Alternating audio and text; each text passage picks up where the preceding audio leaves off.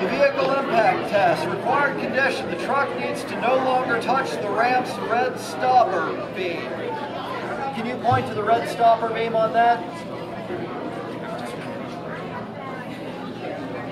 Your entire vehicle needs to be completely out of base when it produces the required condition. Otherwise, the referee, that's you guys, needs to remove 2 beacons. So 2 of these things you need to remove. So if they make that thing enact while some part of their robot is still in base, then they don't get points for that, and they lose 2 touch penalties. So that's a big, big no-no. They're going to lose a ton of points on that. Does anybody have any questions on that one? So, on this, how would you guys score that condition? Is that good or bad? Did they do it or not? It's good. It's good. So as long as the robot did it, they couldn't do it by hand like I did.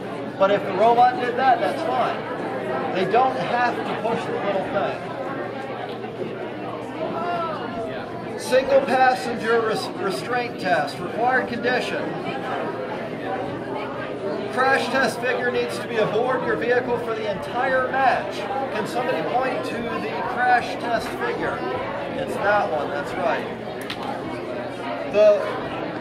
The first time your vehicle is without the figure, the referee removes the figure. Any constraint system is okay as long as the figure can be separated quickly after the match. That means within about 15 seconds. So they can take it off their robot within about 15 seconds.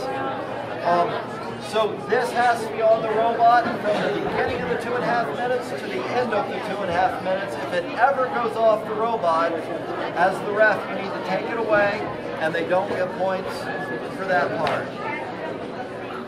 Multiple passenger safety. Required condition. All 4 people are sitting or standing in or on a transport device of your design, of the children's design, and some portion of that object is in the round target area. So they need to build a little Lego box, and those other 4 dudes need to be in here. But if the box, any part of the box is in there, even if none of the people are in there, they're still good. They still get points for it.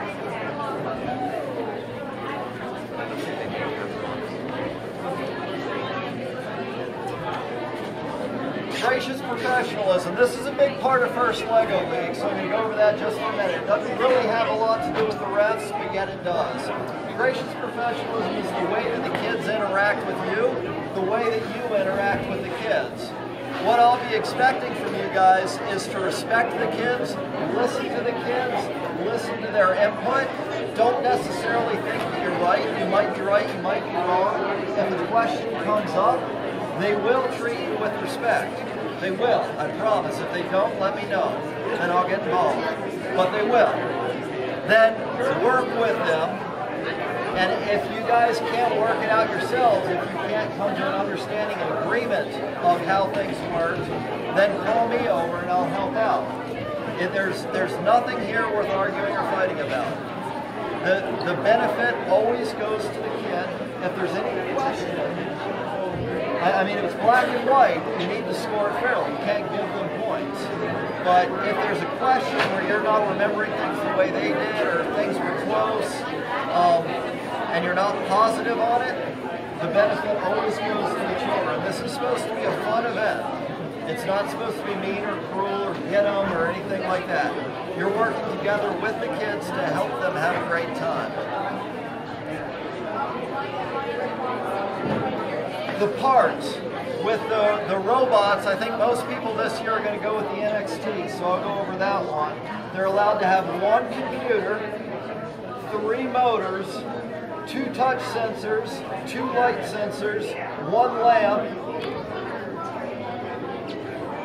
3 rotation sensors if they don't use the NXT motors, but everybody will use the NXT motors, I'm sure, and 1 ultrasonic sensor. So the numbers of those is the only things they're allowed to bring up to the table as far as the electronic componentry. So they may have additional... How much time do you have?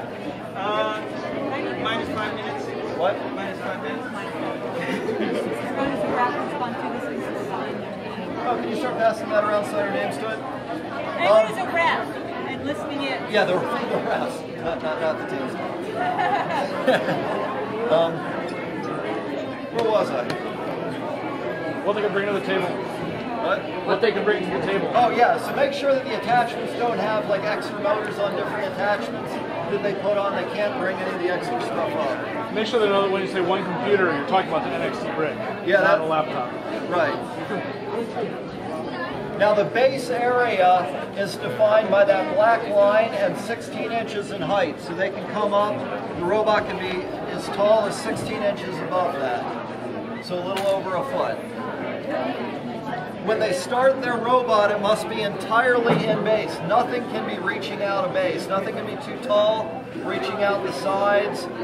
Everything must be in base before they start the robot each time.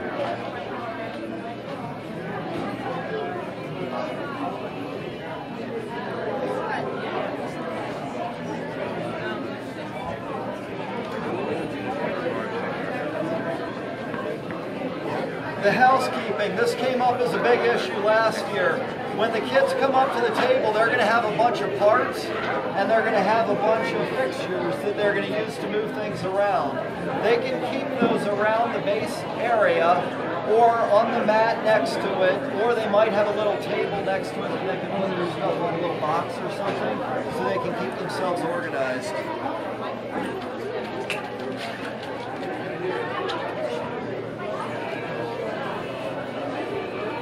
I guess we just don't have time to go over the rest of those.